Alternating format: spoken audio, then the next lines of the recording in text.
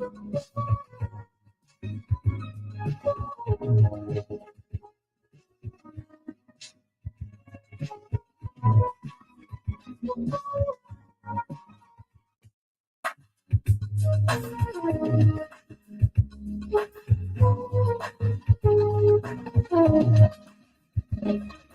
evening, everyone, and welcome back to the Adams Brothers Podcast.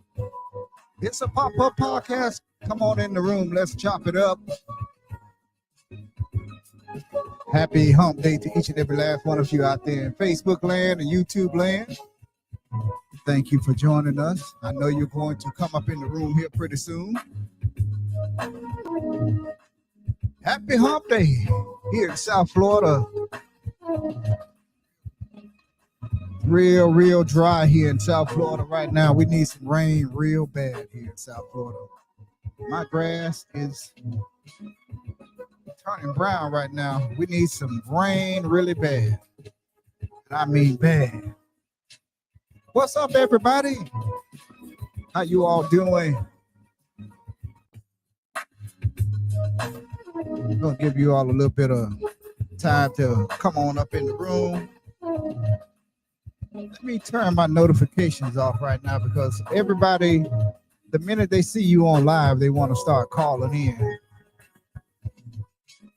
So let me just mute my phone right now. They see you on live and they still trying to call you. That's a quick way to get yourself blocked. Welcome to the Adams Brothers Podcast, everybody. Let's chop it up. We're going to be talking about a few things here this evening. Plus, we're going to bring back up Shedeur Sanders and how he got railroaded by the NFL, the owners, the teams, and how he didn't get picked until the 5th round because many of the owners felt that he was, he kind of had the attitude of being entitled or privileged. That's the word that I keep hearing as I'm strolling through social media. Privileged and entitled. And as we said here on the podcast the other night, didn't Archie Manning do the same thing for his son? Didn't he? Didn't John Elway's daddy do the same thing for him? But why, when Deion Sanders does the same exact thing that Archie Manning and what's John Elway's dad's name? The late Jack Elway. The late Jack Elway. The same exact thing that Jack and Elway did and Archie Manning did. The same exact thing. He just spoke up. All Deion Sanders did was speak up for his son, and what a little bit, and what it had to do a lot with his attitude and how he said he could have presented himself at some of the interviews with the team. So yeah, I mean, he admitted it that he could have presented himself better than what he did. And you just don't go to a meeting, any kind of meeting or interview, unprepared. And he showed signs of being unprepared and a little bit of cockiness. But it runs in his family. I mean, look at his dad. His dad is primetime Deion Sanders. But the thing about Deion Sanders is his dad. When Deion Sanders, he did a lot of bragging, but he can back it up. Quarterbacks like Dan Marino and who is this guy? Drew Bledsoe. Who is the guy? Boomer Esiason.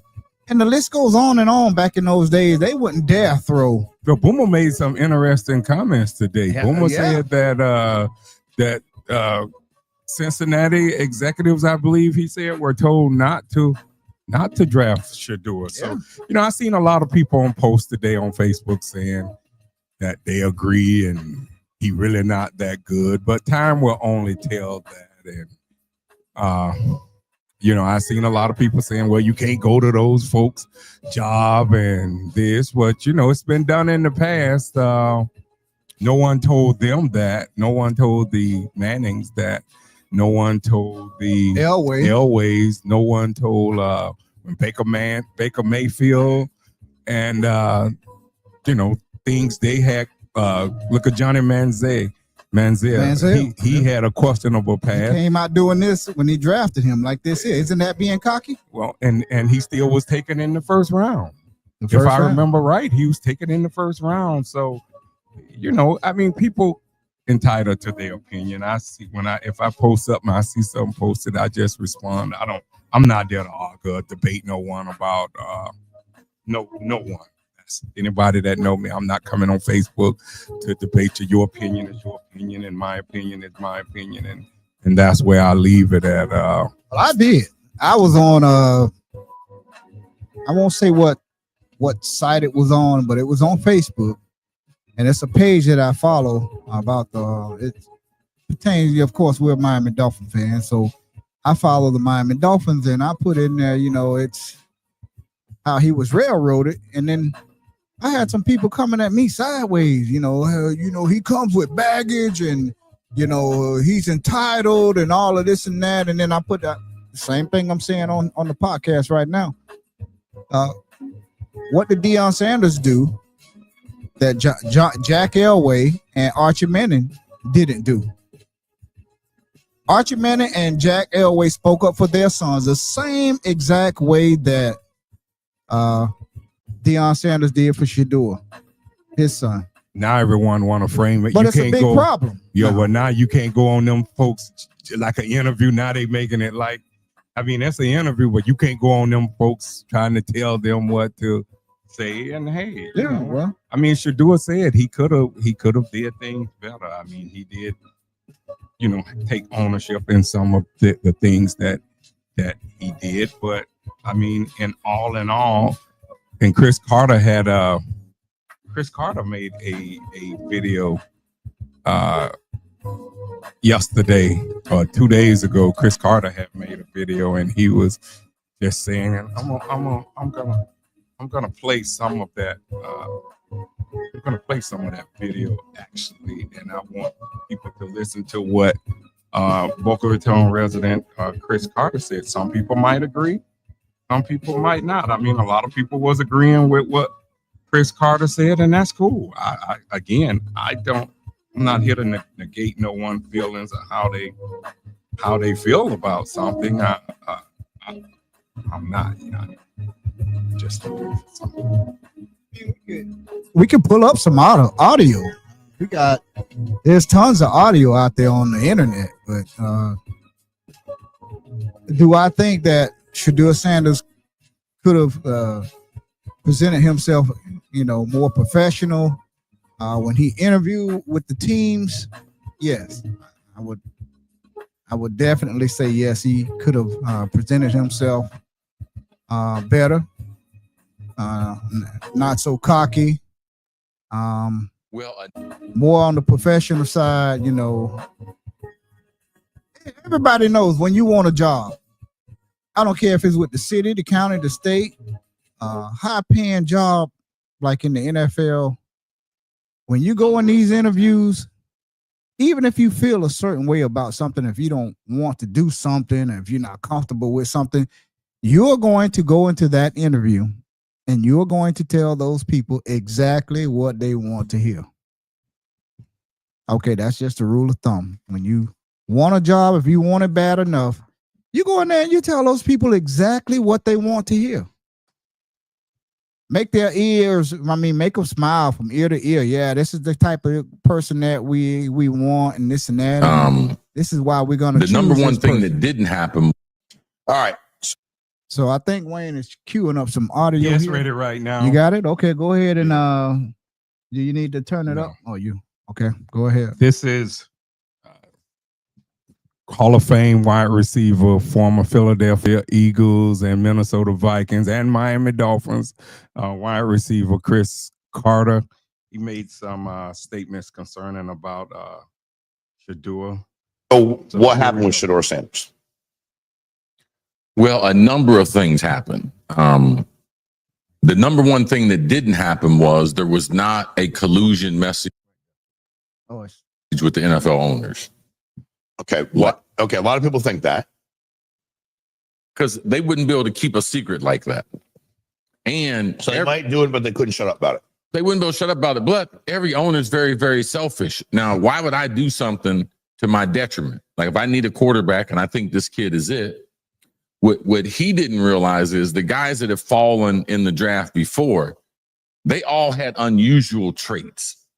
Like they had some superstar qualities to them. Now, some other things happened that made them fall, but Shedeur and his family, they overplayed their hand. Them thinking that he was in the same evaluation mode as Eli Manning, they didn't play that right. Them trying to narrow the teams that he was going to go to, that didn't do right. Not working out the combine, that wasn't the right thing. His interview process, obviously he could have done a lot better in that. Mm-hmm. A lot of people left that meeting, felt he was very, very entitled. Which meet? Like, because they said Brian DeBall, the Giants coach, had said he didn't like the meeting. He asked him, he had some book, was his playbook or something he was supposed to know, and he said he felt weird about it. I don't know who else said they didn't like the meeting with him, or was just people behind the scenes saying they did. Well, the thing about it, they didn't draft him. I know that. So it's not the tape. And he likes guys to be a little more open before he lets it go. And he doesn't have a big time arm. He's not a big guy. He's not overly athletic. Mm-hmm. So his measurables are not,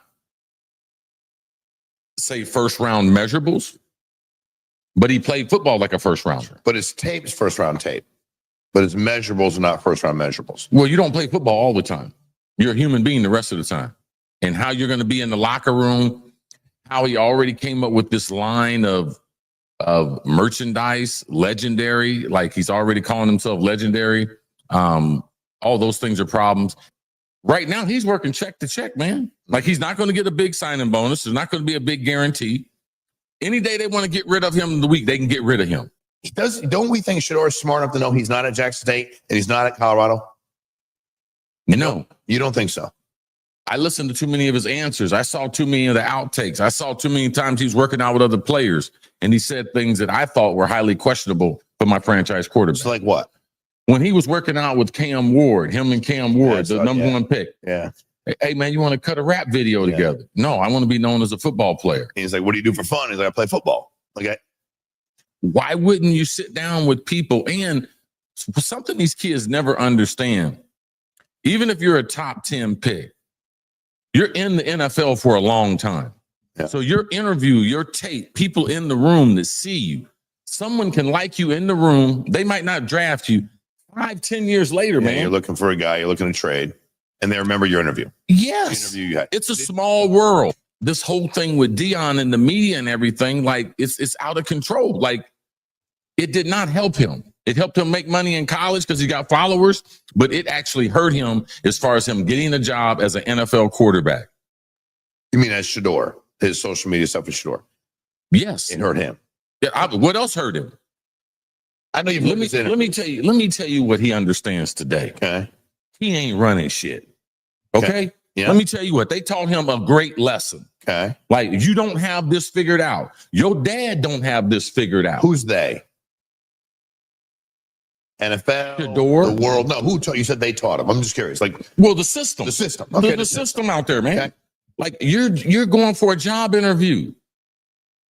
So for his job interview, he was so concerned about, what his outfit was. His necklace was over $100,000. Like he hadn't even convinced people that you're the face of our franchise. Matter of fact, he had convinced people that they were better off going in a different direction, even with people who had lesser talent. That's the rub he put on the people. that's the case. That's a bad interview, bro. No, it is the Lot of work. case. He didn't get drafted right. It's no speculation. Like, we're through the draft. We threw 3 days. He threw away at least $30 to $50 million. At least. And that's probably true. He said some interesting things in that interview there. He said, when you go to a job interview, just like I was saying before you played that audio, when you go to a job interview, you go there and you're going to tell those people, you're going to answer all the right questions. You're going to, I mean, not the right question, but you're going to say all the right things. You're going to tell those people exactly what you want to do. Why? Ask yourself why, because you want that job, right? So why would you go in there, like a lot of people are saying, and I believe them from history, from his dad, and I like Deion Sanders a lot. I like what he's doing. But when you go to these job interviews, you want a job, okay? You don't go in there wearing your bling bling and this and that and talking about how much it is and everything. And I wear 2 earrings, and most people know me. I've had earrings since I was in high school. When I went for a job interview, my dad and my mother told me, when you go to that job interview, you take those earrings out. Those people don't want to see all that. Don't be wearing no gold necklaces and going in there with a beeper on and this and that. They say these people just don't want to hear that. They don't want to see that. They're looking for the professional look. I agree with Chris Carter here. He should have went in there and he should have presented himself as a professional. And what you did in college don't have nothing to do with the NFL, okay? You haven't done one thing in the NFL. They just drafted you. But what have you done? You have not even thrown one pass in the NFL, and you coming in with this cockiness. I could understand that too. I can understand what some of the owners were looking at. So, Wayne, what your take is on that? Well, like I said earlier, Shedeur said he admitted that he could have done things better. But again, listen to what Chris Carter said, that they showed him that he ain't running SHIT. And that was the sentiment of what I was saying all the time, that they were trying to humble him. I didn't call it collusion. I didn't call it racism. Yeah. We know racism is in sports, but I didn't call it that. I called it that they were trying to break him like an animal. And a lot of people still to this day don't like when I said buck breaking on one of my comments. A lot of people did not like that. That's how you feel, though. But they were trying to actually send a message. Let me put it in better terms for people then. They were trying to send a message, and I think they sent that message loud and clear to anyone coming behind, that any potential draft picks in the future, choice in the future next year, don't come thinking that you're going to run anything. But they didn't send that message to Johnny Manziel. No, they didn't. No, they didn't send it to John Elway when Jack Elway. But people don't want to hear that. And they the didn't ones send in the it comments to Archie now. Manning when he said. No, they only saying that now. There's people saying that about Shedeur, and you didn't really have social media back then for one reason, as much as it is now with podcasts. So a lot of people probably wouldn't. Times have changed now, but yeah.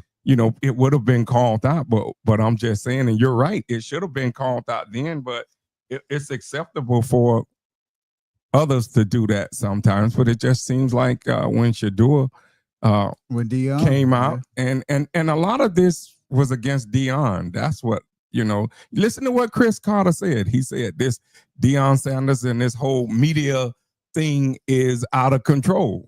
It sounded, and I said that today, it sounded like a little bit of envy from Chris Carter. I mean, that's what it did sound that way. It sounded like he had some beef with him or like, something. Something that we might not know about, that we don't know about. But I mean, look, the draft is over. Shedeur gonna have to, only thing he can do by silencing everyone that's on there talking about he's not that good. So 4 years from now, I'm gonna keep an account of the people that were saying, well, he wasn't that good, So when 4 years, when he's this star, or 2-3 years, or this year when he's that star, I know he had it in him, because you know how people love to doubt you at first, and then when you come through, then they change. They right there want to pat you on the back. I knew you had it in you. Remember they were saying you the never same believed thing it in my dreams. They were saying the same thing about Lamar Jackson. He's not a quarterback in the NFL. He's not going to be. He shouldn't be a day one. He should be a day 2 or day 3 quarterback. He should be playing receiver. And look at look what Lamar Jackson is doing he's been tearing up the league for what, 5-6 years now. Yeah, won 2 MVP. Should have won 3. Right. He should have won last year. I mean, they didn't even want him to be a quarterback. Yeah, they gave it to Buffalo quarterback. When you look at the numbers, Jackson numbers were way better.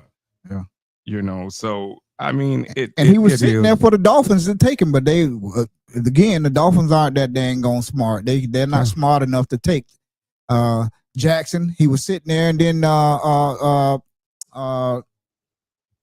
the Ravens picked him up at like number 28 or 29. I think he was the last pick. He was the last pick, in the first round. Yeah, and Shedeur Sanders sitting there. They know Tua is one. It's not a matter of time, injury. like I was saying. It's not a matter. It's just a matter of time. If Tua Tagovailoa, and I hope I'm wrong. I'm not wishing anything on Tua.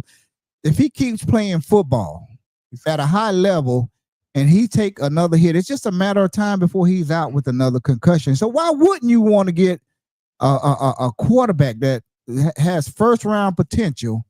Why wouldn't you want to grab him in this? He was sitting there in the third round, the fourth round. The Dolphins moved out of the third round and traded up into in the fourth and the fifth round, and he was sitting right there. But then Chris Greer comes out and says, "Oh yeah, we thought we were considering taking him in the third or fourth round."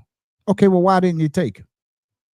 Yeah. So I want you all to remember this now, and I hope it doesn't happen to Tua, but he's concussion prone, he's injury prone, and I don't know how long he can keep playing at a high level and not get a concussion and it affect him later on in his life. But they should have took him in the second or third round, and then if he goes down, and everybody gonna start booing them and this and that, blah blah blah, and But that's just my take on that with the Dolphins. The Dolphins, whatever, man. Anyways, Shedeur Sanders, man. The way you could shut them up is to go into the league and just play football, ball out of control, ball till you fall, ball out of control, and just shut all of these people up. And then when it's time for them to give you a new contract, you can earn it. Yeah, we like to hear from the people. Call in. First come, first serve. Call in. The number is 754-227-1986. If you like to call in and let us know. Just let us know what you think. Just keep it clean and just let us know what you think. But the line is open. So like I say, first come, first serve. If anyone, it's on the ticker down at the bottom of your screen there, going from left to right, our right to our left, but I believe it's going to be your left to right as well. 754-227-1986. If anyone wants, please keep it clean and don't use the N word and call black people out of their names and all of this and that. But so if you want to call in, we'll give you a couple minutes on the air. So but it's just been interesting to hear all of the takes about it. It's just been, and it's good. I mean, I don't negate no one's opinion on how they feel about it. I mean, a lot of it is true. I mean, Shedeur said it. Like I say, he said it on his IG live that he could have, he could have did things better. But come on. I mean, a talent like that, for people to come on there and say he's not that good. Come on, folks. I can see a lot of the other stuff, but come on, don't, to say he's really not that good and drop down to the fifth round. His numbers speak first round draft pick. Look at his numbers. Just go back and look at his numbers and from Jackson State all the way to Colorado. He's only been taught in college by his dad. So that's all he knows. He won't be easy to coach because he's only been coached by his dad in college and this and that. And this image that the media has painted about Shedeur, who's never been arrested. He's never been in trouble.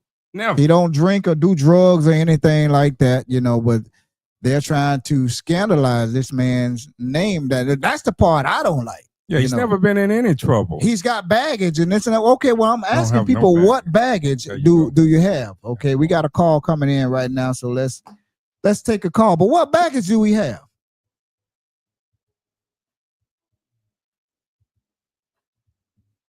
Do I have the volume up here?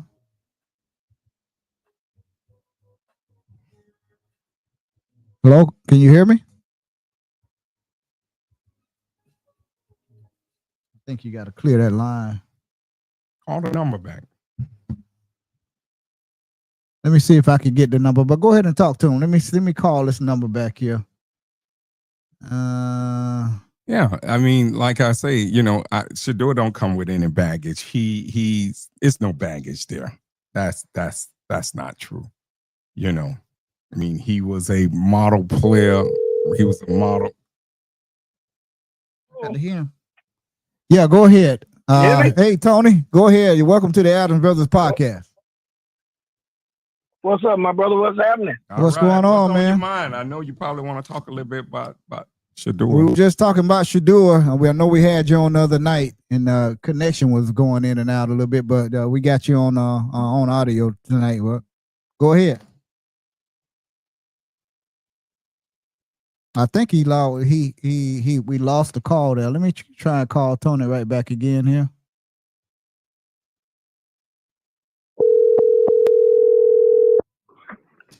Hello? Hey, I think we lost you there, but we got you back here on the air, Tony. Live on the air right now. What's going on, my brothers? Nothing much, man. What you want to talk about? You want to talk about Shedeur Sanders? Well, God, I know you got all kind of connections throughout the NFL, man, and I know you've been on the hotline talking to some of everybody, man. What you got? What spicy updates you got for us here? Man, it's, like I said, it's continued. Man, it's been a whirlwind, continuing to be a whirlwind. But you know, things are slowly trying to align itself, and you know, all that we can say at this point that we're hoping that Shedeur going to Cleveland.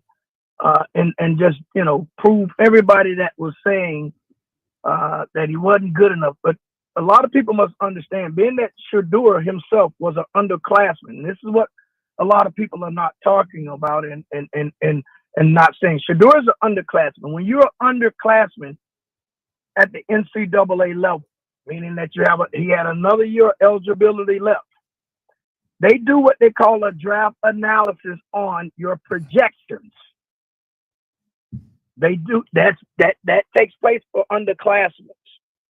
So I'm quite sure in that draft analysis, if they would have told this young man that he was looking at being in the 4th and the 5th round, I'm quite sure he would have said, I'm gonna stay in another year because my NIL is projected to be about $5 million. So for what I would be at a 4th rounder, I might as well stay another year and make me $5 million. That makes sense. So I wonder where, I would love to see where that draft analysis was at before, right after the season start, before you getting ready to make a decision. These guys that are underclassmen, they do draft analysis on it because they want to be on. The NFL created that because they didn't want a lot of these underclassmen jumping out into the draft and don't get picked up. So I'm quite sure. I would love to see what was that? Was that to where they said, okay, you're a 5th round draft pick, and the Sanders family said, okay, we're fine with that. We rolling the dice. Yeah. That would be where I would like to see where that draft analysis of where it was at. How much money do you think he lost by being drafted in the 5th round as opposed to being possibly drafted in the 1st round where a lot of people had projected him to go? 30 million easy. 30 million easy. He'll sign the $500,000 signing bonus at the pick that he's at right now.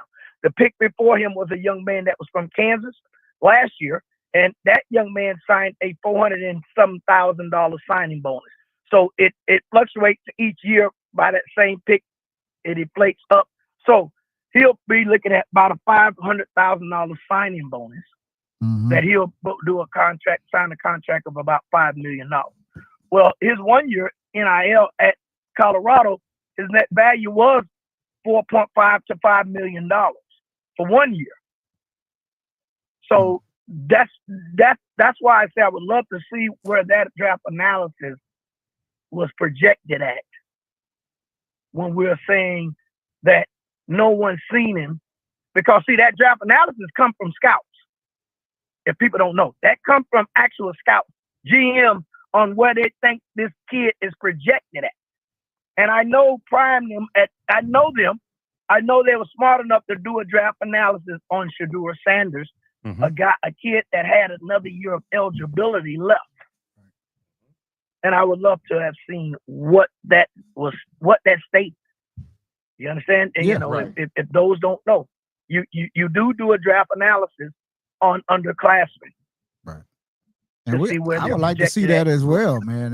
To see what kind of Yeah. what they were saying about him and what was said, because people, it's all kind of rumors going, out there. He didn't do Yeah. this and he didn't do that and he said this and he did this. I would like to see what the analysis that they had on him. Well, I mean, again, like me and Tony was talking, Johnny Manziel and Baker Mayfield, they did questionable things, and they still was in the first round. It wasn't all that well. They wasn't that good enough, and they still was in the first round. Johnny Manziel came with plenty of baggage, and Yes, they he did. still picked him in the first round. Disorderly conduct, assaulting. DUI. I think he had a people. DUI too, didn't he? And he Yeah. still stayed in the first round. So Shedeur did not have any of that baggage, and he was all the way to the fifth. So, I see the comments out there. And like I say, again, I'm not here to negate anyone's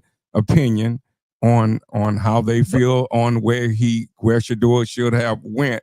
I just don't think he should not have went to the fifth. Even if he had failed to the second, then people still would have been talking, but not as much as they're saying now. I don't think you would have got as much, like you said. I don't think you would have got as much because people understood the draft was already weak at the quarterback position. Mm-hmm. It was not a good year for quarterbacks anyway. So, with that being said, not that many teams needing quarterbacks. This is what another thing that a team would take a rookie quarterback as a backup in the draft, especially second and third, because you're not projecting, third. At the end of the third, you're projecting you're going to be a backup anyway, especially at that quarterback position. Right. So I'm curious to see, how do you, because they'll draft guys and not with projections to play those guys right away, especially a team that already has a quarterback. That's another part of it that like I say, that blows my mind. But the biggest thing that blows my mind is that you can you'll put something up, and this is where people themselves got to be careful that their own selves are not looking at race over anything. All you will say is, okay, like I told the guy, I bought up 3 proud fathers. I bought up 3 proud fathers. I bought up John Elway's dad, I bought up Peyton Manning's dad, and I bought up Deion Sanders. And said all 3 of these dads are proud dads of their children that was trying to direct how the outcome of their children. And then people shoot it to race. Well, I never said there was a black father and 2 white fathers. I said there is 3 proud fathers. Right. Mm-hmm. So how do they take that as a race thing? That means they're seeing too far into it. Yeah. Mm-hmm. And assuming things. Right. Like I told you, it's about fatherhood. Yeah. This was purely about fatherhood and family. And that's the way when you look at this, that's why you compare apples to apples. You're comparing quarterbacks. Yes, you are. Similar, you're comparing quarterbacks here. But you got people saying they going in the interview, his interview did not pan out, and I think people gonna listen to the news now. The draft is over because they didn't know all of this here that Thursday night and a lot that Friday night. So now they're listening to what the news people are saying, and they're going with that narrative now. And that's why I think you see so many people saying, "Well, he didn't interview well," and that's just my take. What I'm getting. Well, first of all, we gotta say something because we just can't stay silent and say nothing. But not only that, a lot of these commentators that are speaking, some of these guys work for the NFL still. Some of these guys work for networks and trying to get back to the NFL. So they can't come out and say how this young man dropped so far in this draft. Darryl Wilson, one of the guys watching right now, one of our friends said, "What's up, guys? The teams created a false narrative and they went with it. He didn't help with the situation with his interviews and workouts either." So, and one of the other, Travis Higgs said, talk about these lazy guidance counselors who aren't doing their job, kids got no hope for the big stage. Yeah. And like, but when to go back, Wayne, and when we talk about, only thing people are going off of is a narrative that's being spent. They don't definitely know that's what took place. Yeah. They weren't there. They're going by what the media is telling them. They don't know that to actually be fact, and they will run with what the media is telling them. Well, if I don't want to tell you what's exactly going on in my home, I send out a bad message, and you buy it. Right. Mm-hmm. And people buy it. So can any one of these people say, "Yeah, I know that's what happened. He had a bad interview"? No. Right. But how many of us has gone to jobs? And I'm gonna tell you where I look at it more prevalent in the police force. You can go interview with Sunrise and do a bad interview, but go with the Broward Sheriff's Office and do a good interview, and you get on. That's true. Yeah. I'm a testament. I've done that. Yeah, I've done that. I went to Fort Lauderdale and did a great interview. Yeah. For the police department. You're in law enforcement still. You're still in law enforcement. One department's judgment of you is not another department's judgment of you. And I'm quite sure he didn't bomb out on every interview. Probably some of the interviews to where they didn't even need a quarterback, he probably wasn't as jovial as they wanted him to be. Mm-hmm. And a team that needs a quarterback, I know you need one. I'm gonna go there. A lot of these guys bomb out. If you look at some of the history of some of the quarterbacks that have come out, they're all, the Wonderlic was even one that I think that was said about one of the quarterbacks, that he had a horrible Wonderlic. That means the Wonderlic is saying your intelligent level. Mm-hmm. And they say, oh, the Wonderlic was horrible. Mm-hmm. Huh? Yeah. And that quarterback now was a premier quarterback in the league. Mm-hmm. So these are the things, what I'm saying. Let's not get caught up in buying into everything that's being fed to us in the media. Right, right. Because we do not know that to be fact of a bad interview. We just only know what they're putting out to us. Yeah, well, that's what the media puts out there, and even Donald Trump said, what's wrong with these owners? He said, this guy is a phenomenal athlete, and nobody's picked him up. And I told Wayne, I said, even when Donald Trump, the President Trump comes out. They got him later. They got him a few minutes later. As soon as he came out with that statement, I believe that was on the day before the Friday. Saturday was the last day. He put that statement out, I believe, on Friday. The next day, he got drafted. So if President Trump thinks highly of him, then maybe he got involved and called the owner and say, hey, man, you should take this guy, Yeah. And then you seen the reports today too, Tony. Boomer Esiason said the NFL owners ordered entitled Shedeur Sanders to be taken off draft boards. What you think about that? Yeah. Yeah. But people are not going to go with that narrative there because that's too easy. They don't want that narrative because that's not the narrative that they want for several reasons. Understand, when they see a position, because when I listen to some of the comments that are being said, you read them, you listen to them. A lot of this, if you listen closely, you'll see more of this is about hate than it is about what actually is taking place. Yeah. Yep. If you listen to a comment or you listen to someone speak, sooner or later they're going to tell you what's really bothering them about this situation. Mm-hmm. They don't like the Sanders family. They don't like the brashness of Coach Prime, and they don't like the media attention that he's getting. And a lot of it, like I say, always going to come from where? his own race. I remember when I was coming out, right? When I was coming out of college, I did everything that, like I said, everybody, with what you asked, I had done the top running back in the country, boom, boom, everything, rushing records off. And 2 bowl games didn't want me to come. They wasn't inviting me. Why? Because they told my head coach, because he was wondering why he came. He said because he was wearing a tuxedo at every game, and we thought that was flashy. Now they didn't even know me. Right. But my head coach told him, no, that's not who he is. Mm-hmm. What's wrong with wearing a tuxedo, he didn't have an attire to wear. And that's how that came about.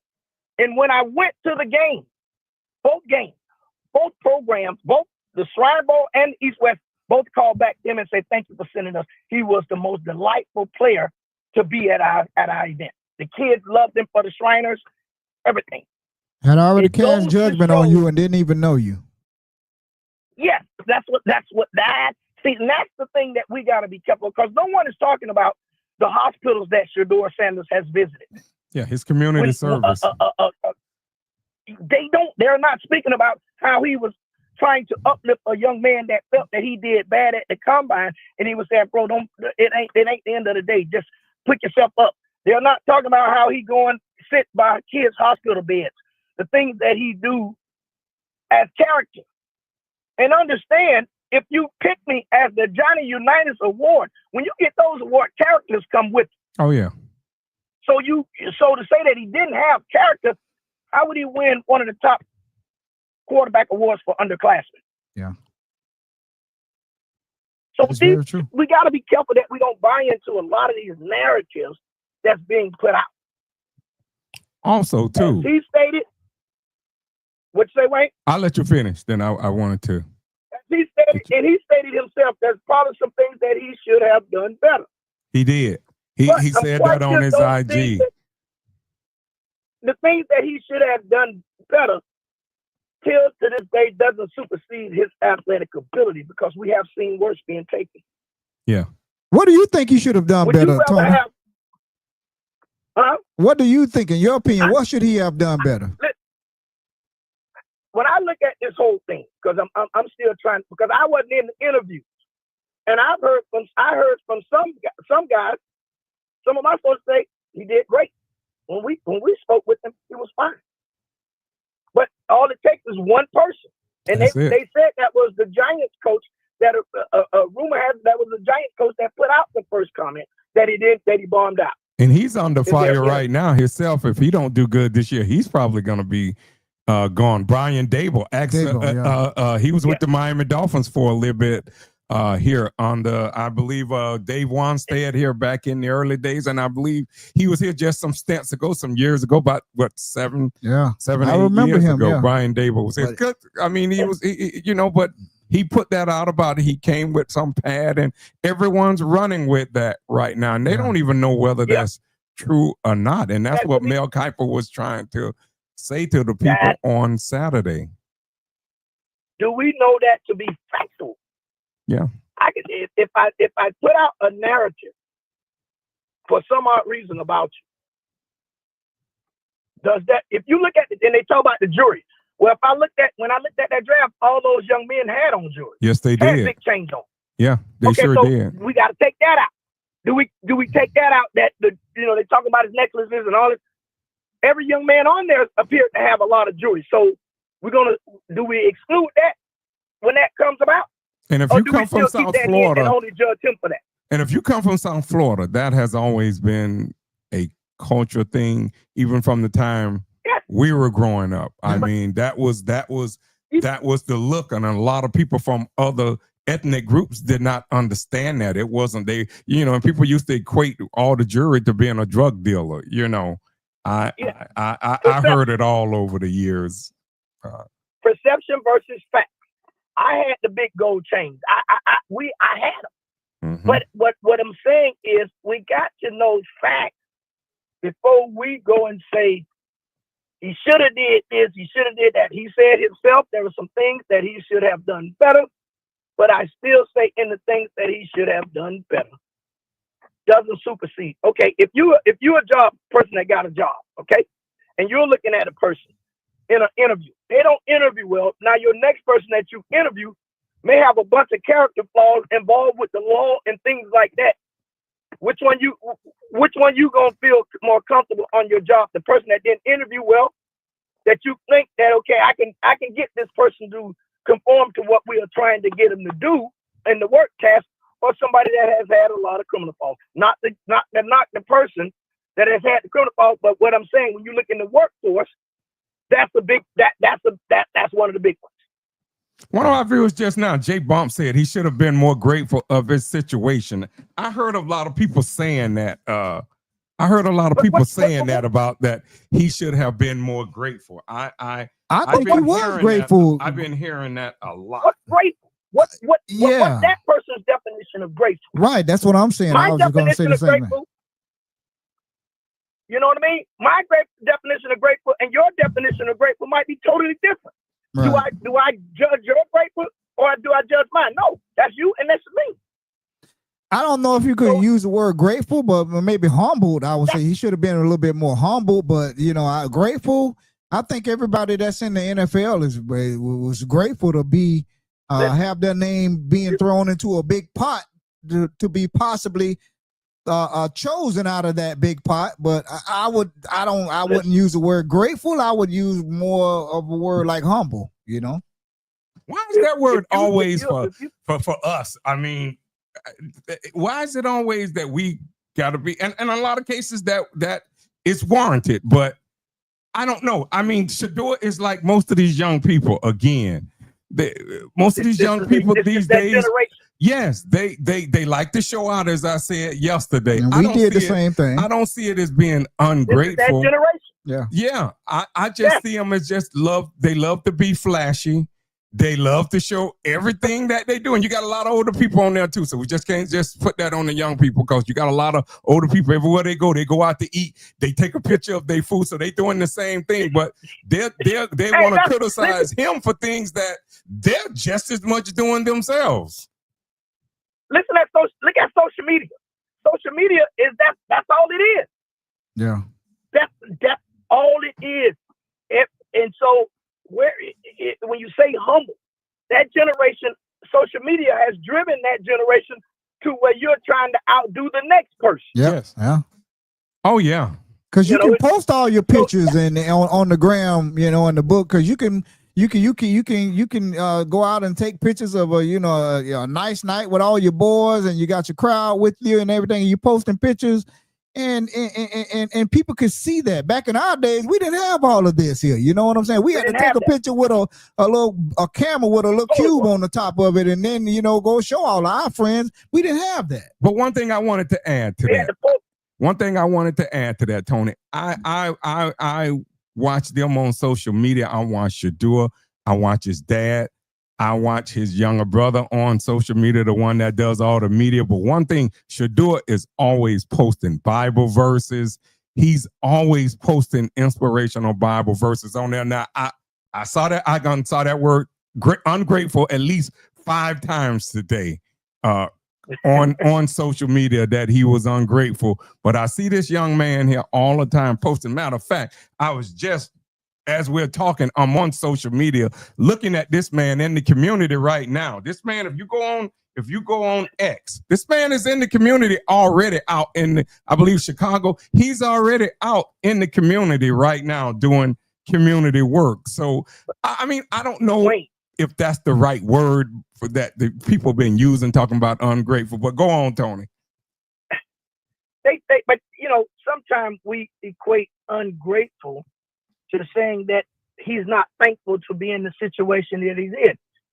Yes, he's thankful to be in the situation that he's in. Yeah. Because I'm quite sure he knows there's guys on his team that are not in that situation. And that man probably prayed throughout the day. I mean, he's helped guys on his team financially, because he knew that they was blessed due to their trials. But here go another one to be grateful that you want. Now he could have went Power 5 when he first came out, but he chose Jackson State. How many young men would have chose that and say, this might hurt my NFL chances? That's a very good analogy that you just made.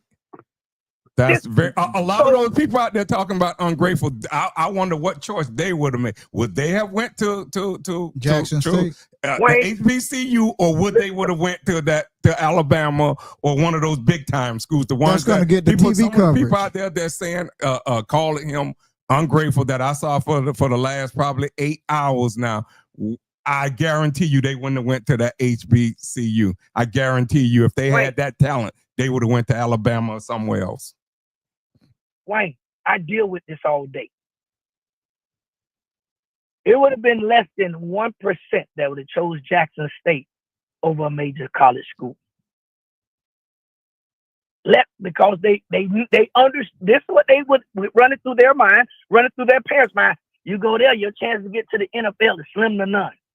Mm-hmm. Because guess what? They've seen the history of draft picks from HBCUs, which, no, put it this way, that has been, the media has spent, because there are several Hall of Famers that went to HBCUs. Mm-hmm. But they spin the narrative that, well, don't go there. Coaches even say, you know what coaches say about the HBCU? They say it's a graveyard for coaches. Mm-hmm. Because they feel like they can't come out of it. But if you notice, since Deion took that journey and went to HBCU and then went Power 5, how many guys now you are seeing now that are getting the opportunity without so much experience that they asked for? Eddie George, Michael Vick. Michael Vick. Yes, Eddie George. Look at what Eddie George has upgraded now. Yes, he did. He But upgraded. They don't He's at speak Boise about State now, those right? type of things. What's that? Isn't Eddie George at Boise State somewhere now? I believe it is. Boise State somewhere. Not. I don't think it's Boise. I gotta think. Yeah, I'm lost. But I I know don't he think took another no, job. Boise. Right. He took another job. So those opportunities were afforded to football players with not that much experience through the Deion Sanders journey. So he's been a trailblazer for a lot of people. So is that not something to be grateful for? Yeah. Oh yeah. But I look at it as Is this. it not? Go ahead, Tony. And even down, like I said, even down to his sons. Sometimes what people see in the brass media is what they take. Do you know these young men away from the game? Mm-hmm. They said the same Because thing about UM down at with your uncle, with Michael Irvin, the legendary Michael Irvin. They all said them was brass. those guys was brash, and that persona back in the 80s. I mean, come on. And they said, come on. We all know the things that they said about them. And J Bump come back and he said, Tony, he said he has been a public figure since his dad became his coach. So he couldn't be humble. He would have been considered not tough enough to be a leader. I love the guy. Wish nothing but success. Oh, I know you do. I know you. Yeah. We all have our opinions. Yeah. They say he wasn't tough enough. Said that he would not have been considered tough enough because his dad became his coach, so he couldn't be humble. He would have been considered not tough enough to be a leader. Do they understand?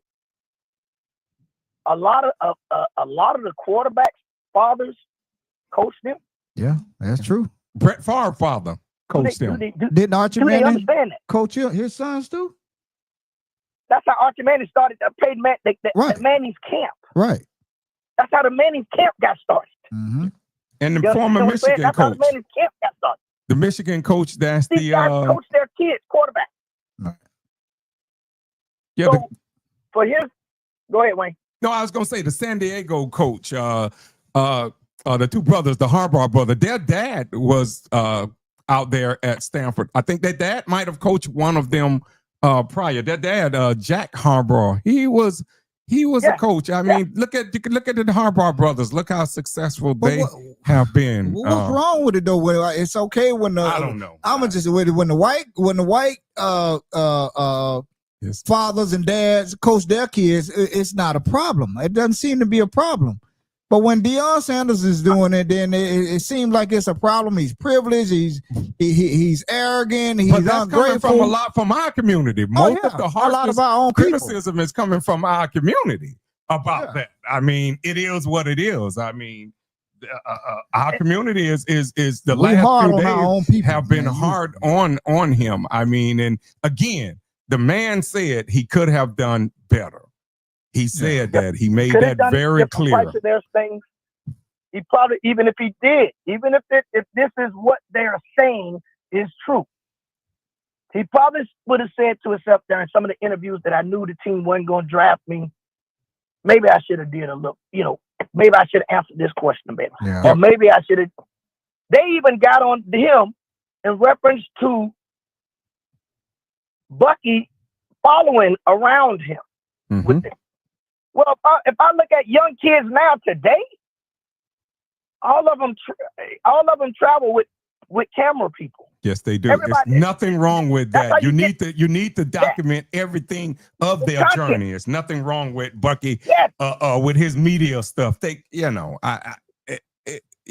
We find every excuse to tear down one of our own. It's bred in a lot of us. They bought up Entourage. They bought Yep. the word Entourage. And so, guys, I don't know too many NFL guys that don't travel with. I'm not gonna with their business people. I'm gonna use that word because I'm not gonna use the word entourage. Right. Because the word entourage is only geared at one ethnic background. So I'm gonna say, how many NFL players that do not have their business people with them? Not many. Name them. I like that. Not that many that you are going to find. Far between. Look at LeBron. Because LeBron guess traveled with his Maverick Carter, his other agent, people that he grew up with. Yeah. yeah. Oh, that's who he Yeah. traveled People, with. these are they're see, and that is to where you say, you know what, I'm gonna look back and help some of my brothers that I was tight with, that I grew up, Yeah. give them jobs. And he did that. But that would be looked at, that's looked at, frowned upon. It is. That's something. So I'm not following. It's like we're trying to nitpick to find something to stick that people will buy into. Mhm. Yeah. Yeah. And I'm looking at it Well, like but this here. The Cleveland Browns were 3-13 last year. With them picking Shedeur Sanders this year, what you think that's going to do for them for marketing? And don't you think people, It's even already though had. they were horrible already last had. year, don't you think people are going to want to tune in and watch the Cleveland Browns this year Oh, of course. just to see what's going on? So the owner, I don't know what the owner name is. Jimmy. He's the the Browns. He's like planes and stuff. Or the head coach is, but that's Yeah. to me, this is good PR. This is good marketing because they were a horrible football team last year. Yeah. Maybe even, not as bad as the Cowboys, but I mean, they were horrible. Yeah. They were horrible, man. But You had to throw that in there. I had to throw that in there. Yeah. Tony. One thing I wanted to get out of you, get from you too. I want to just jump. That's something we didn't talk about the other day.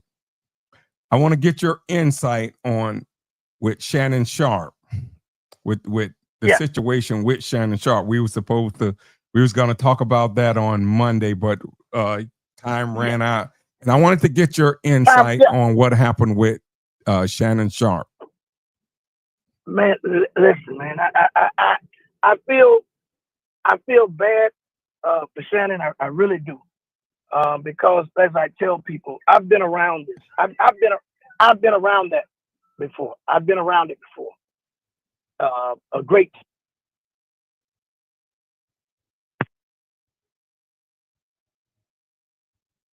You still there, Tony? I heard a click just Yeah, now. me too. I heard a click. I'm still here. Hold Okay, on. yeah. Okay. I gotta do something. Hold on. Don't go nowhere. I'm Mhm. trying to take some off right quick because it's connected. So yeah, Okay, now we're good. So yeah, I've been around this situation, and I know the stress that this type of situation can put on one for several reasons. And we'll buy, and here go another thing that we got to be careful of buying into. Now, I'm never gonna tell a man what age he should or shouldn't date somebody that's legal. That's yeah. neither here nor there. I'm not, I don't want to get on that part. Could he have been a little smarter? I'm assuming, yeah, because you got to understand the difference in the ages and the ability for me and her to be able to relate to each other. But Right. that's neither here nor there. That's because we never get on the woman and say, why is she dating an older man? Right. I never heard Well, that. we already know why, but Yeah. So are we giving a pass to one side and not the other? Yep. But not only that, Bill Belichick is dating someone that's younger You than never him. hear anything hardly, especially from our community Yeah. about Bill Belichick. But they got so much Bill to say about Belichick is dating Shannon. someone younger than him. Yeah, he's 72 years old if you and look she's at- 24. If you look at the age difference between both, Bill Belichick's on his worst. Yeah. Because of the difference in the age. They'll say, "Oh, she's 24. She's probably a little bit more mature." Seriously, I know some 24-year-olds that ain't mature. Probably some 19-year-olds that are more mature than them. Yeah. So why isn't, if we're talking about that part, and then, when we look at it, I think a lot of it has to do probably with Shannon's legal team on the way they move too quick, I would say. Yeah. Offering $10 million They moved off the bat. And we know why he did it. He didn't want the publicity. We know why. I mean, people think when you offer money, that's the admission of guilt. That's what most people automatically think. No, that's not admission of guilt. Sometimes if you look at Shannon, and I'm getting ready to do $100 million deal. $100 million deal. To give up $10 million to keep 90, that's a smart investment. Yes, it is.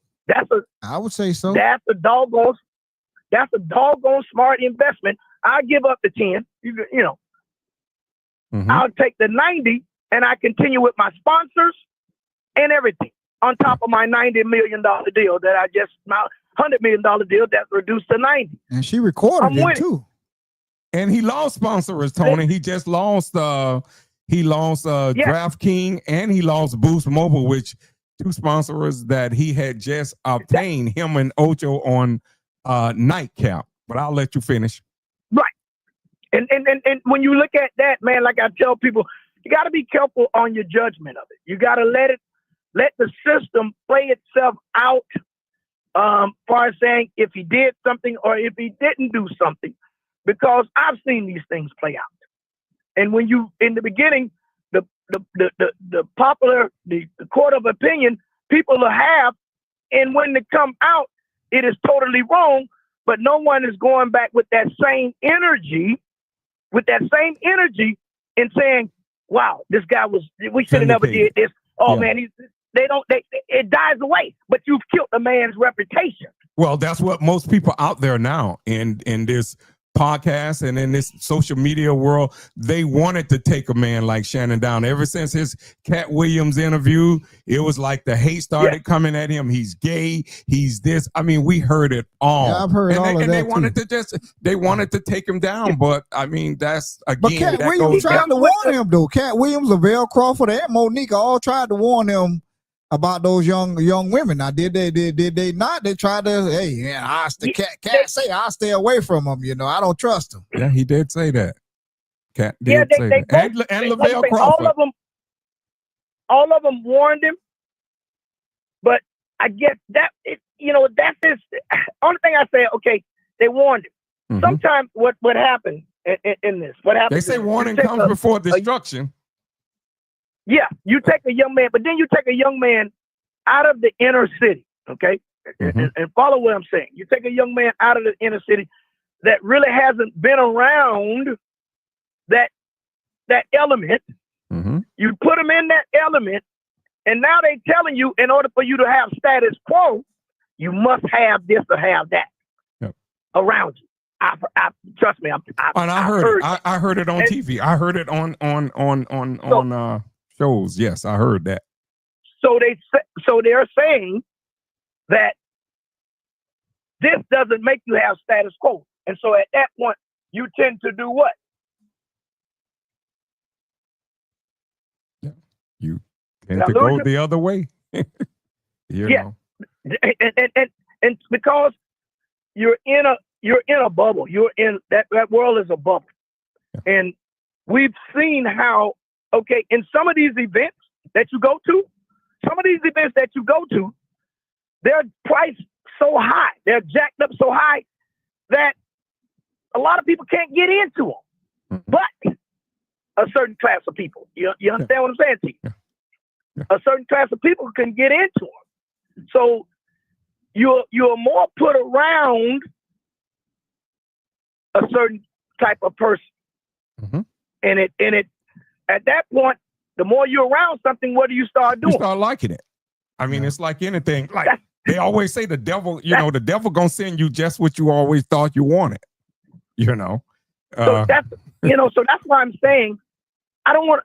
I'm just I don't want to say and they said it to him, but then although everyone that is in that situation is not put in that situation. You follow what I'm saying? Yeah, Everyone, but we just find more that it happens with one side to the other side. Yeah.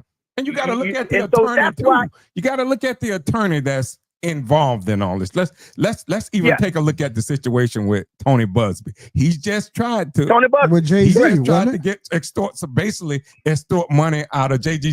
Jay-Z is suing him in New York court right now. Like Shannon said, Busby has a history of going after powerful black men, okay, for money. He has a history of that. He's an ambulance chaser. So, hey, yeah, people can say he made bad decisions. Look at Deshaun Watson situation. Yeah. Oh, yeah. He went after Deshaun Watson. Yeah. That was the same attorney that went after Deshaun? That was the same attorney. That was Busby is known to go after powerful black men with money, and ain't nobody trying to make it about race. It is the facts is what it is about Busby. I mean, again, people. I only hear people focusing on the girl age. Well, she's 19. What a 50, and I agree with them in a lot. I mean, I don't know what Shannon, saw that they might have had in common. That's neither near here nor there, like you said, Tony, because I don't get it. I don't tell no one who to date, or what race to date, or anything. They're on their own when they do that. But I do know when Shannon went to that gym and she said in her legal documents that Shannon was watching her. There's nothing wrong with watching, but he finally went over there and started talking to her. And when she finally came to his place, he tried to get her to sign an NDA, non-disclosure agreement. When she wouldn't sign that right there, she'd have had to get the heck out my house. She would have had to bounce right then. Yeah, he should have. That's the bad decision that I think he made, because he needed to protect his brand. Himself. Because he started rising. As you started, at every level, there's a different devil. So you got to be careful on the levels that you are going up against. To be, like I told you, a lot of people don't understand how that world looks from that angle. Mm-hmm. It's different. When I say it's different, it is different. You would have to be in it to really understand what I'm saying to you about it is different. It's a different world. And see, that world doesn't, money doesn't put you in a lot of these places. Mm-hmm. You can have a lot of money and they still won't let you in. Yeah. Mm-hmm. I remember we was down and when the Super Bowl was here in Miami, and Shamar Moore, as big as a star as Shamar Moore was, he couldn't even get into the Versace Mansion party. You know how he got into the Versace Mansion? How did he get in there? Mike brought him in with us. Mm-hmm. Cause even my brother-in-law was like, man, that's Shamar Moore. They was going at it. Yeah. No. These different circles.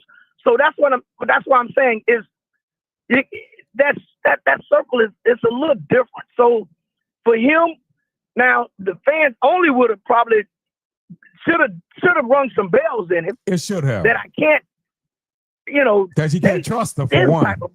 Yeah, she's had money. I mean, she was on OnlyFans making money, and no one trying to victim shame or anything. I'm just saying that should have been a red flag to him right there when he met her. And everybody's saying, well, why he just can't go get a wife? And then, man, you can't tell no one who they should marry or who they should be with, and all of this and that. Maybe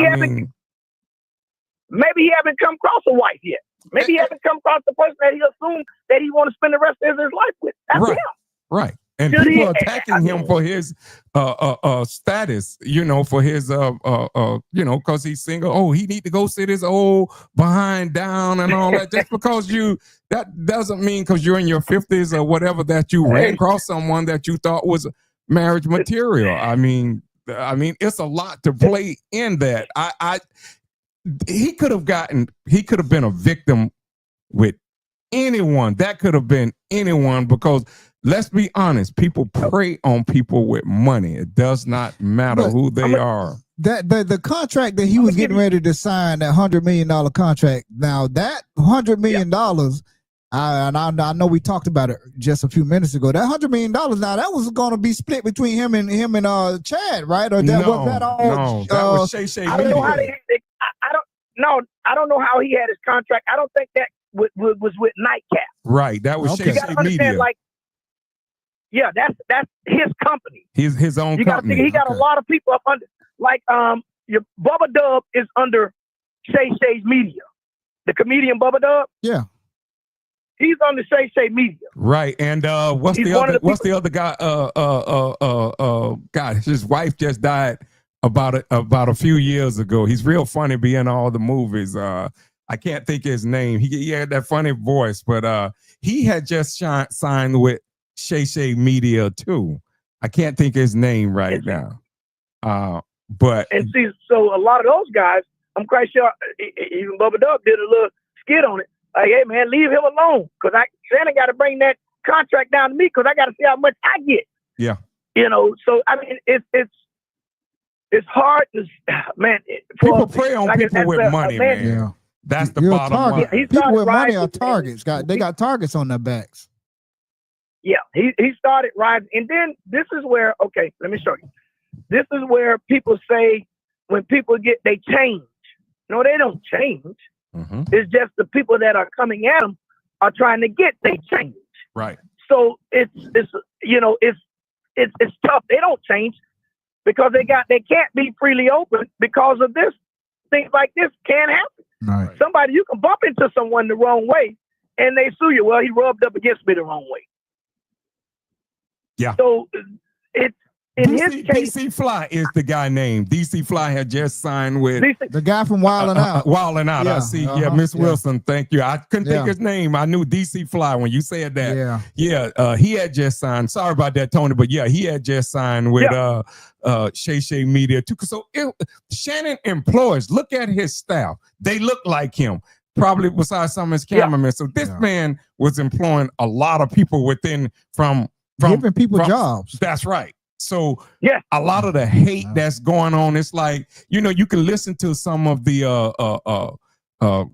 media people out there. You can hear it. It's like they're salivating over him, over this downfall when they don't understand it. Let me say this right here to any man out there, any race, black, white, Hispanic, you're only one allegation, okay, from being that next Shannon Sharp And or bankruptcy whoever court. else. Listen again, white, black, Hispanic, Asian, In any man out there, you're only one allegation from being taken down.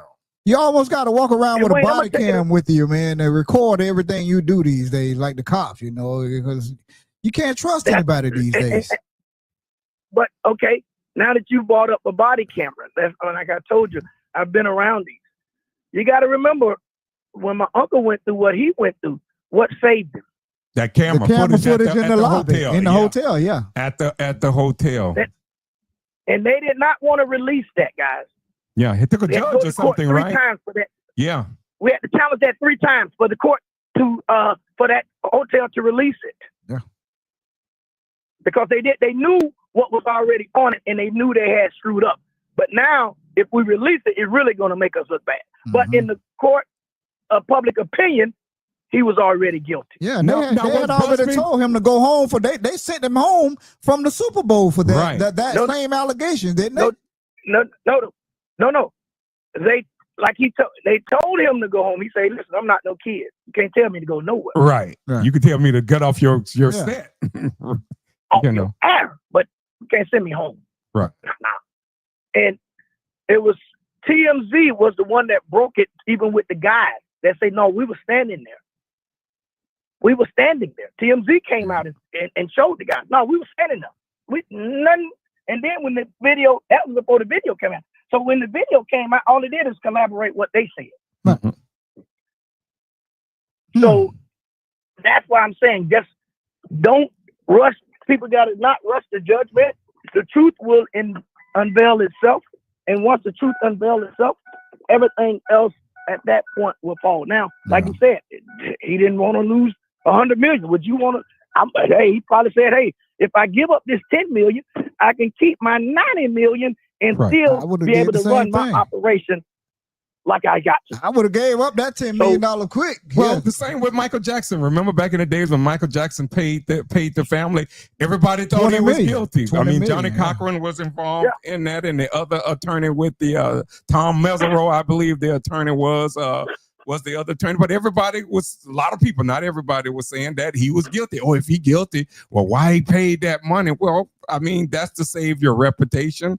That's to save a lot of things. I mean, moving forward, I believe once they get to court, a lot of Shannon's sexual life is going to come out. When I think he was trying to protect all of that. But I think once they get to court, I think Shannon will eventually be vindicated. But that should be a telltale lesson to a lot of men out there right now too. Watch what you put on text message, sending to women, both sides. I mean, watch what you send, because the first time you get famous, and it can be sports, it can be anything, a politician, just watch what you send to people, because just remember, everyone's intention is not good, and they'll hold those texts probably from 10 years ago. They'll screenshot it and hold it, and they just wait and say, I'm going to get him. Because once you send it, it's gone. Well, now you can edit text. You better edit it real quick. So if you do, if you send it and you got a chance to edit it, you better do it before they screenshot it, because once you hit send, it's gone. It's gone. It's out there. They got it. That other side got it. And now what they're going to do with it is what they're going to do with it. So I think they just got it. It's sad, because he was a young brother that tapped into that media atmosphere, that atmosphere, and took it to a whole nother stratosphere. Yes, he broke did. records in it. Yes, he did. And his interviews are still, his Club Shay Shay interviews are still going strong, even after these allegations. I think that Cat Williams, they said, was at 89 million views. Mm-hmm. And that's when his hate started. That's when that target came on his back. And again, if you look, it was mostly people from his own community, and they can say who he date, and that's what they try to use as a basis for their envy and jealousy. But a lot of it is just envy, jealousy, and hate, and that's all you hear now. But the man was employing people. The man was giving back. I just heard Savannah State. He gives back. Him, and I don't agree with everything Stephen A. Smith say, but Stephen A. Smith goes back to those HBCUs. He brings ESPN to those places, to those HBCUs, and that brings money into their local economy. He does all of that. He bought Shannon Sharpe after Fox had fired him. He went and got him because his career probably would have been over. Stephen A. went back and got this man and put this man on. And that's what we all should be doing. Yeah, he got that 19-year-old girl, man. He had to go ahead and test those Rose Sparks out on somebody. So I mean, he advertised for Rose Sparks. I mean, that was those Rose Sparks are part of his. They pay him good. Yeah, he's a spokesman for Rose Sparks. Yeah, I think they snatched it too. I don't see them on there anymore. I don't see Rose Sparks. I think they pulled out too. I don't see. If you look at Nightcap, you don't see a Boost Mobile sign in the back. You really don't see. You don't hear him saying tracking. So I'm hoping, and I know he knew. That's why he would say, "Okay, it's easier just to give the 10 million, right, than to suffer the whole 100 million." Yeah, right. And again, people were laughing at his downfall. I mean, people just better understand that. I don't pray for no man downfall. That's just me. That's me. I'm talking about myself. Yeah, no, I don't care who they are. I don't pray for their downfall or laugh and whatever. I mean, some people deserve that's just probably karma that they're getting back. But to watch another black man fall, and I've seen a lot of people who I respect, going after him. But one thing, he had a lot of support from Tariq Nasheed, Dr. Umar Johnson, a lot of people who I personally watch, he had support from them. you know, he had a lot of support coming from a lot of people. Even Stephen A. Smith been speaking on him on Big Boy. If y'all go back, Stephen A. did a great interview yesterday with Big Boy out in L.A. out there. Y'all know the DJ talk show host Big Boy. You know, he did a great interview with them yesterday. But a lot of the people that were talking about him, he's gay now and this and that. But when he had Cat Williams on there, and when Cat Williams broke the internet, those are the same ones on there. Couldn't wait to go. I watched the whole interview. You know, the interview was long, but I had to stop it, and I watched it 2 or 3 different times. You know, I stopped it and paused it and went back. But the same people that are dogging him and talking about him now, laughing at him and this and that, those are the main ones talking about how good his interview was with Cat Williams, Yeah. And it's like Wayne just said, it's coming from our own people. But he got to move different, Tony. Every person out there that's in a position out there of power or in a position of entertainer, sports, politician, or community leader, you got to move different because people just sitting back waiting to get you. They waiting on it. They record. There's somebody out there waiting on all of us right now. They're waiting, thinking they're salivating, licking their fingers. Well, I'm going to get them. That's why I don't put my private life on Facebook. So you're never going to go on Facebook and see me somewhere. Yeah. You're not going to see that. I don't do that. I don't post where I go. I don't do any of that. So, I do it, but when I do it, guess what? When I post something, I'm already home. You might, if you didn't catch me there, you ain't see me there. It's too bad. Like when I get home, I'll post a picture like I'm still there. You know, and there's nothing wrong with you doing that. If that's what you're an adult. If that's what you want to do, I'm not saying it's nothing wrong with you doing it. I'm just saying I don't do it. And a lot of the things I'll truly say that I was kind of disappointed in Shannon because a lot of things that. And I watch Nightcap. I'm one of the loyal viewers of Nightcap, and I watch you watch it faithfully. His stuff because I watch all the podcasts out there. I watch it too, but I don't watch it as much as you do. I watch all the sports podcasts, and I watch all the Roland Martin. I watch everybody in my time. I learned something from all of them. Exactly. Like you say, I do watch them. Yes, Stephen A. I watch his. I might disagree, but I'm supporting them, and I want to see them make it. But again, you have to move. You have to move different when you're out in that spotlight, like Shannon. And like I said, a lot of things I was going to say, Tony, that he spoke about on his podcast at night about how he moved. And I was surprised that he allowed someone like that over in his space.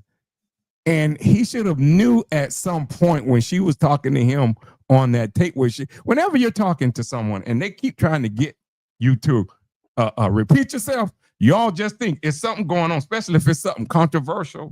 Just think something when they keep trying to get you to repeat what you're saying, you're being taped. Okay. And that's what people have to look at. But if you even listen to her, how she was talking, it didn't seem like there was no stress in her voice that would detect that this is something of a unnatural. Sometimes your voice will give it. No, you can't do that to me.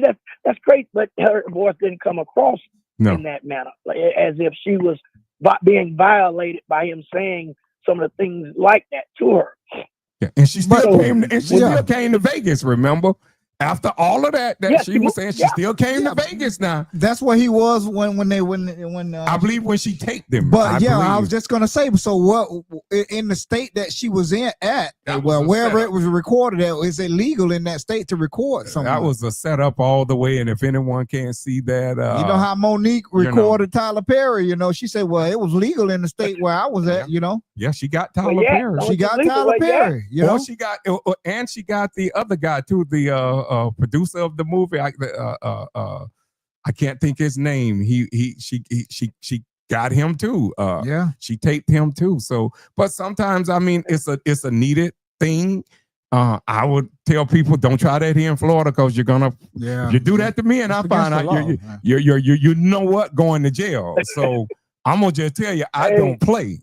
I'm gonna make sure. But even with these iPhones, they have the feature on there, and the iPhones will announce it for you. It'll say this conversation it's being This recorded. is being recorded. Yeah. Yeah.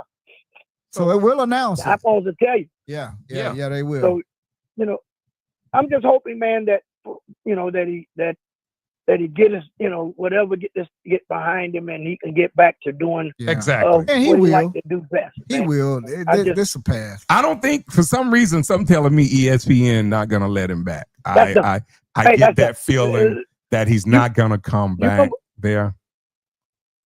You remember when I told you, man, Wayne, we was talking. I said I heard when Stephen A. Smith talked on his own show, Mm-hmm. and he was talking about, and I told you, I said I've heard this before. Mm-hmm. This thing to be done. He was This saying is it's not no- going to be I me heard- making that decision. It's going to be the he pointed Hey. up. He said it's going to be the high up. Yeah, listen, That was letting Shannon know I- right there that you're expendable and you're out of here basically. Yeah. I heard that before. I heard when Steve. So I knew when he said that. Yeah. I mean, they finna tell him to step away, or he gonna, you know, at least they gave him the opportunity to put it Yeah. out and put the spin out. He did it on his own though. He stepped away on his own. Yeah. Temporarily. But he didn't quit. He didn't See, quit. the difference if he'd have quit, he wouldn't have got his money. Yeah. See, he just signed like a 3 or 4 year Yeah. contract at Yeah, $6.5 so he had to million play- yeah, he dollars a had to- year. I think it was And they had to reported get- at yeah, they had to give him that 6.5. out. Yeah. Yeah, they're gonna Yeah. negotiate their way, and he's gonna probably end up walking away with about 20 million if they let him go. But I think they're just sitting, waiting, even though Shannon said that he's gonna try to come back around football season. If this case is not settled or whatever, I don't see, because Jason Taylor, it was reported too that Jason Taylor's sister, she's on ESPN. Joy. That's right. No, And funny thing is, George with Fox. No, George with Fox. oh, she's with Fox. Okay. It was George with another. Fox. Molly is with ESPN. Right. Molly Querum. Yeah. But I thought it was some. Yeah. Okay, they might have. I know No. I saw the story. It might have when he was at That was with Fox. Fox. Right. It was said That's that when if he he was had at Fox, came back, yeah. she wasn't Yeah. gonna. Joy Taylor, Jason Taylor's sister, said she wasn't gonna come. She wasn't gonna come back if they had let Shannon. That's what it was. I just had the. But you got to networks remember now. wrong. You got to remember. George was just on a hiatus because of all that stuff. Yes, with it Skip. was with Skip.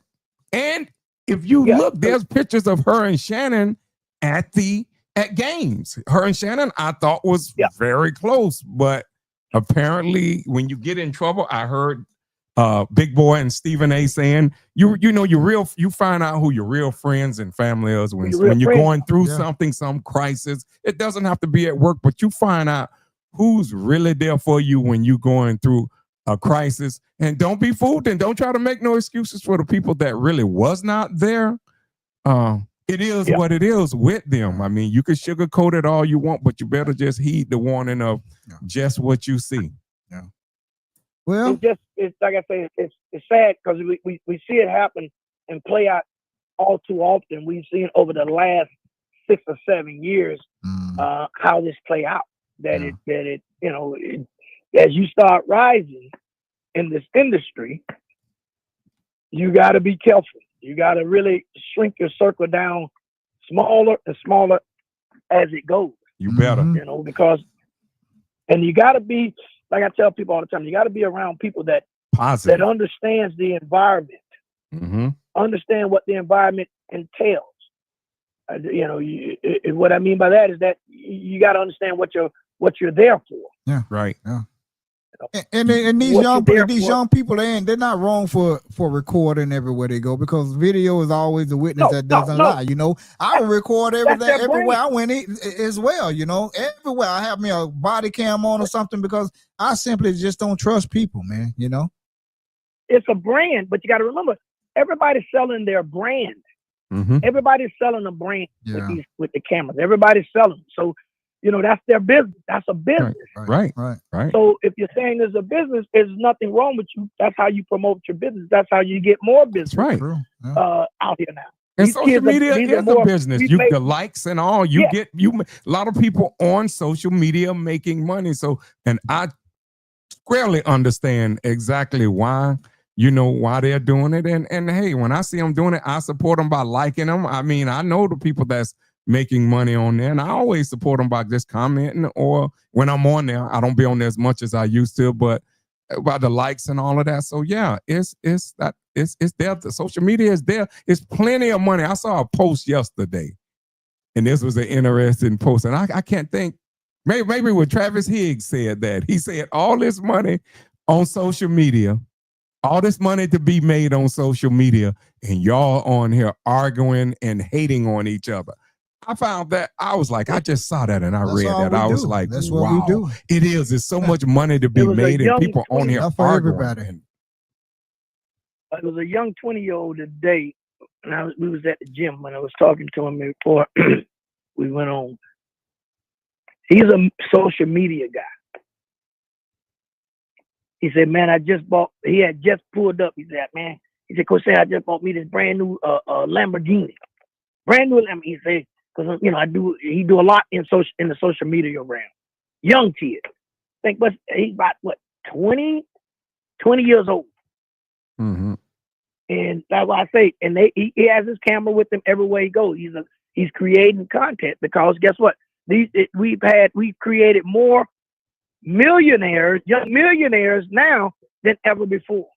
Yeah. Why? Because of social media. Mm-hmm. So this is what they do. They follow they with their camera people. Yeah. Mm-hmm. And it's smart, I mean, you have to do things differently. They do, these young kids, and today they do things a lot different than us, and they have a lot of good ideas on how to generate income and bring in and make money.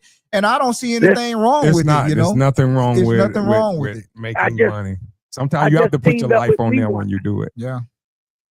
I just teamed up with me, a young guy, because I realized navigating certain things on social media platforms and apps, he's an expert in it. So I just brought him onto my team, and he said, "Coach Sam, we finna do some crazy stuff with this social media stuff." Yeah. He said, because I got some, I post every night. I didn't even know about the value of posting proper videos until they say, "Man, you can't put that kind of video out. You got to put this."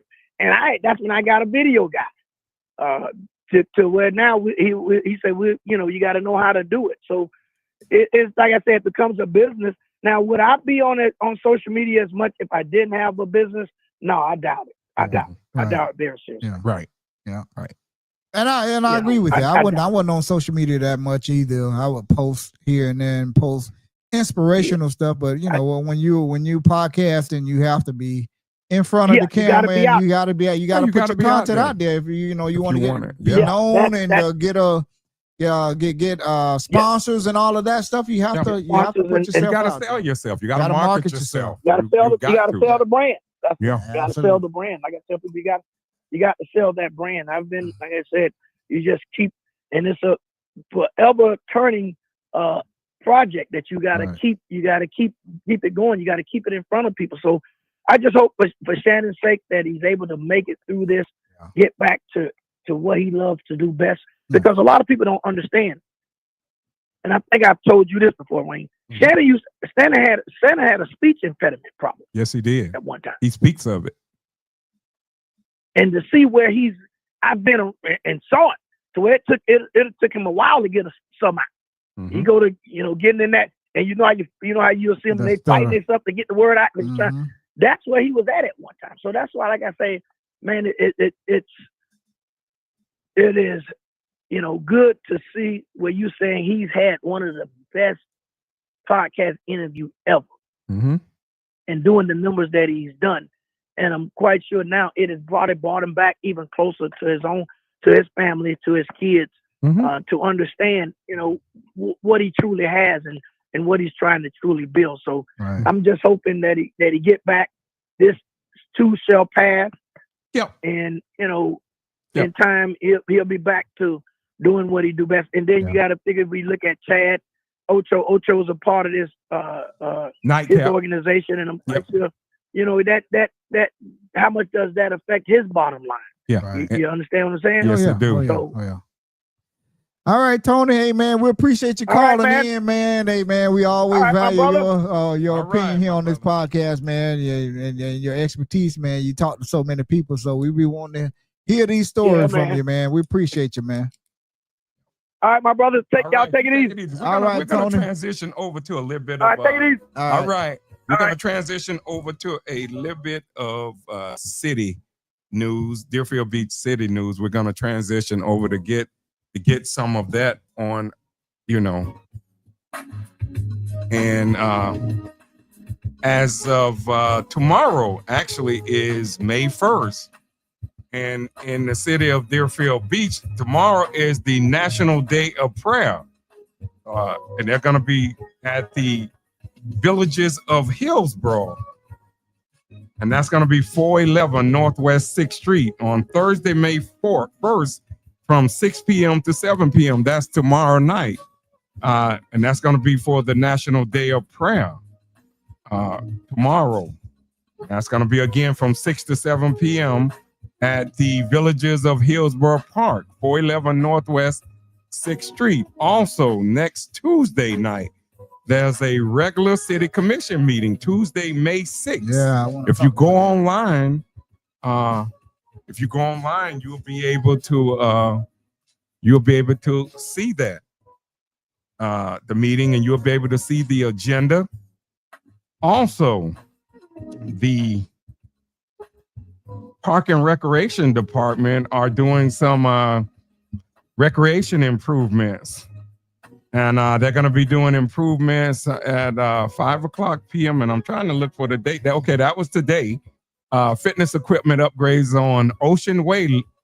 And that's across from the Deerfield Beach Embassy Suites on Ocean Way, 984 Southeast 21st Avenue. So they're going to be doing a lot of improvements to a lot of the equipment. I'm looking for more announcements. Remember too, anyone with code violation, they have a fresh start for Compliance 2025, a code amnesty program that is here. That is all on the Deerfield Beach website. So if you want to learn about anything that I just said, go to the Deerfield Beach website and check everything out. I mean, that site has so much to offer on there, so much information. And don't forget about the Freebie Rideshare. That's a program that will pick you up anywhere in the city of Deerfield Beach, and it will take you anywhere to the CRA area, which is over East of Federal. East of Federal. You can go in Deerfield Beach, anywhere. If you need to go to Publix and over here and you don't have a ride, you have to sign up, I believe, on the Rideshare app, and it will pick you up. So if you don't have a car and you need to go to Publix or anywhere over there, your medication or anywhere across Federal, you can use the Rideshare. So use that program. That program is there, and use it, folks. But Daryl want to say something too about Daryl wanted to say some things about the city commission meeting. No, I just want to remind everybody that there's a city commission meeting going on next Tuesday. I believe that's going to be tomorrow's the 1st, is the Thursday. That'll be like the 6th, Tuesday the 6th, I believe it is, just off the top of my head. So if you got any gripes, yes, May 6th, people, Tuesday, May 6th. the 6th, yeah. When you have any gripes, go up to the commission meeting, and when they open it up to the public for public comment, that's your chance to go up there and bring up something Anything that you might have, and you might want to talk about, and you might want to put it on the record, and you might want to do something. That is your time to go up to City Hall. Don't call me and don't call my brother and tell us and this and that. We tired of hearing these stories over and over again. Okay, go up there to the commission meeting up there and let the commissioners and the mayor and the city manager know what's on your mind and how you feel. Well, we can't solve all the problems here that that everybody have around here. We get information and we pass it on to the community and to the people in the city here, and wherever our viewers are following us from, we pass that information on because we want to make sure that everybody gets the same information at the same time. Not if you get in certain little cliques here, like here in this city, here in this community, we in certain little cliques, they'll share information with you, and it's distributed that way. Here on the Adams Brothers podcast, we distribute the information to everybody, so you get it all at the same time. So I think that is. Yes, I mean anything, not just go up there. I mean, go up there for anything you see in your community. If you see anything, go up there. I mean, a cleaner community. I mean, you want to see cleaner streets. You want to see beautification. If it's something you want to see, go up there and speak on it up there at the commission meeting. That is the time to do it. Whatever you want. I mean, if you want to see people talk about entertainment, if that's what you want to see, go see it. I mean, I would like to see more people speak on things here in our city here. I know you're gonna see a lot more people because a lot more people have told us they are going to go and start speaking up. So I expect you're gonna see a lot of people speak up on a lot of different issues here in our city that needs to be addressed. We had a true crime podcast scheduled for today, but it didn't. I know we announced it. It didn't go through. I guess the communication between us and the other party it dropped off, and we didn't get a chance to highlight. It wasn't our fault. A murder that happened here in Deerfield Beach over 20 years ago, and we would have liked to have shed some light on it, but when the communication stops, we can only do so. Again, we can only do so much here. We can send out invitations to come on and talk about these things, and if you don't feel like you have the guts to come on in and talk about it, then hey, I mean, we understand, you know, but I mean, we'll have more coming up in the future. Of course, we got people call us all the time about true crime, doing things. I mean, all across, not just here in Deerfield, across the county, across the state. But you know, you have to check the cases out first. You just can't jump on something that you don't know about. But we was looking forward. I thought we were gonna be able to do that true crime, and it was a murder that happened here, right here in Deerfield Beach. So I don't know what happened. Maybe someone got to the person and told them don't do it or whatever. I don't know, and I'm not trying to figure it out. But the opportunity was there. Everything was there. It didn't happen. So we're moving on. We're going to move on, and we're going to continue to do those true crime podcasts. And again, I see people putting in, Elgin Jones putting in about people was, I saw on our Adams Brothers page the other day about some homeless lady got shot. Well, everybody know the sheriff number. Call down there to the sheriff. Yeah. I mean, call down there.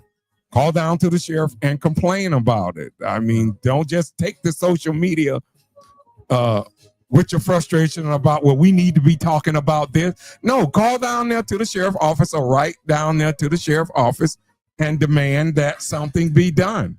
I mean, that's the correct procedure to doing it, not just coming on our page, venting your anger, because I know if it's something that I see I don't like from this day on, if it's something that I don't like, that if I see BSO or anyone else did something, I'm going right in front of the commissioners. I'm not coming on our podcast no more. I'm gonna go right in front of them and express myself. I see Reverend Willie Baldy Man in the chat there. And I understand that Reverend Man was in a car accident. So Baldy, everybody know him as Baldy Man. You know, he comes on, he delivers the word, inspirational word. He was in a car accident today, but he's to my knowledge, he's doing okay. He's not in the hospital or anything. I saw his wife posted earlier that he was in a car accident and sending prayers. But so Reverend Willie Man, brother. Yeah, Reverend Willie Man, Baldy Man, we sending our prayers to you, my brother. Hopefully everything is okay with you and you didn't get seriously hurt. Yep. I see you watching us online up there in Decatur, Georgia. So Reverend Willie Man, we're sending our prayers out there to you, my brothers. Yes, indeed. Reaching our hands out there to you. Elgin Jones, Patricia Arnold, Desmond Wilson, Glenn Tyson. Who else we got in here? I saw Risa Riley. Hey, Teresa. Nichelle Parker.